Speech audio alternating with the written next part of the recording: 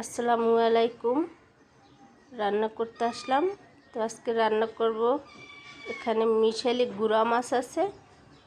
তো গুঁড়া মাছটা আলু দিয়ে রান্না করব। তো মাছটা আগে একটু ধুয়ে নেই, লবণ মেখে নিয়েছি।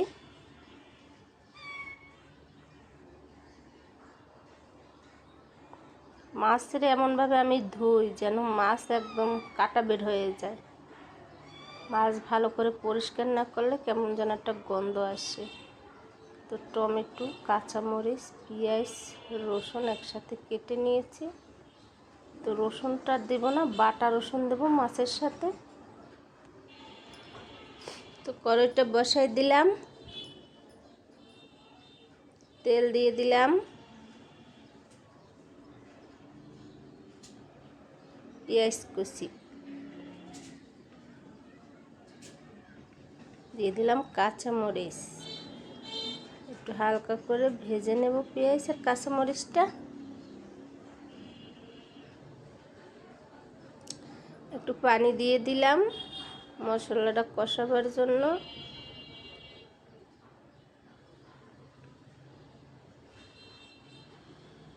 হলুদের গুঁড়া, মরিচের গুঁড়া, ধনিয়ার গুঁড়া দিয়ে দিলাম। মশলাটা এখন ভালো করে একটু কষাই নেব নেড়ে চেড়ে। একটু রসুন বাটা দিয়ে দিলাম। মশলাটা কষানো হয়ে গেছে, একটু পানি দিয়ে দেবো এখন।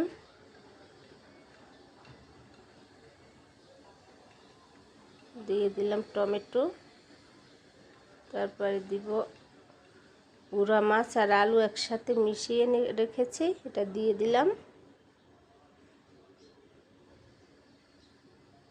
তারপরে নাড়াচাড়া দিয়ে ঢাকনা দিয়ে ঢেকে রাখবো।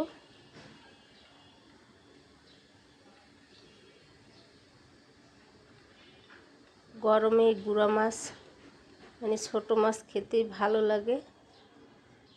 যে গরম পড়ছে সহ্য করার মতো না।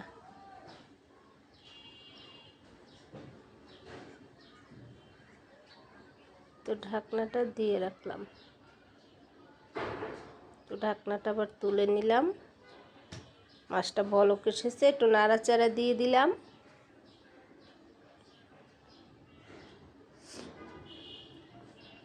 আলুটা আর একটু সিদ্ধ হবে, আবারও ঢাকনা দিয়ে ঢেকে রাখলাম।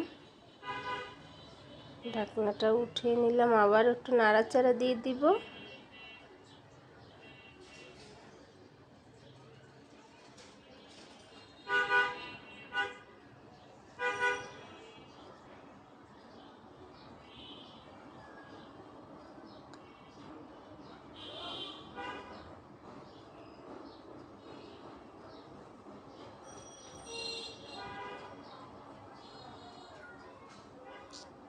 তো রান্নাটা হয়ে এসেছে, আলুও সিদ্ধ হয়ে গেছে।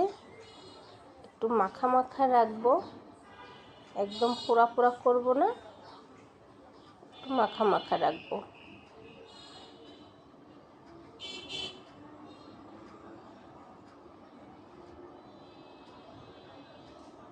তো হয়ে গেছে মাছ রান্নাটা, চুলাটা অফ করে দিলাম।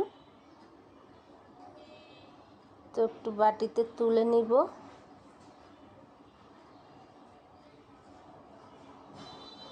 এই গরমে এভাবে গুঁড়া মাছ আলু টমেটো দিয়ে রান্না করলে খেতে খুবই ভালো লাগে।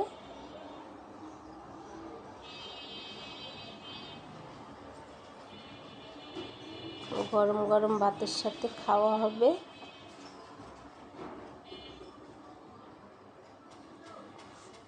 তো আজকে রান্না করলাম আলু টমেটো দিয়ে মিশালি গুঁড়া মাছ। রান্নাটা অনেক সুন্দর হয়েছে, খেতেও খুব ভালো লাগবে। তো আজকের এই পর্যন্ত, আল্লাহ হাফেজ।